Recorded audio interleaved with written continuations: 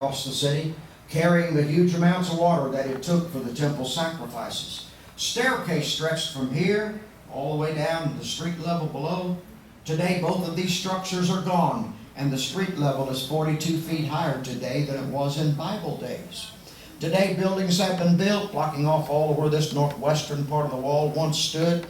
An earthen ramp sticks up, so the only access to the wall is between the buildings and the ramp. And right here is the wall I'm referring to. It's a 197-foot section of the wall still remaining, commonly called the Wailing Wall. The most precious piece of real estate to the Jew. But remember, since the 1967 war, it's not the Wailing Wall, it's the Western Wall. Now that palace was built by a Maccabean king.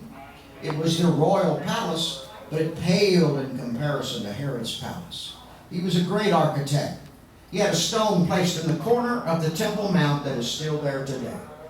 11 feet high, 17 feet thick, 47 feet long, and it weighs 542 tons. How he put it there, we don't know. He was brilliant. But he was wicked.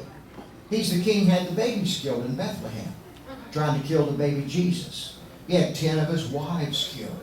He had most of his grown sons put to death, afraid they'd take over his throne. So he had them assassinated. At his death, he gave an order. He said, I want 300 of the most popular Jewish men arrested and imprisoned here in the Hippodrome, where they had chariot races and athletic events. He said, now upon my death, I want all 300 of those Jewish men executed. For one reason, I don't want the city celebrating my death. I want them weeping and mourning, even though he knew it wouldn't be for himself. 36 bloody years he reigned.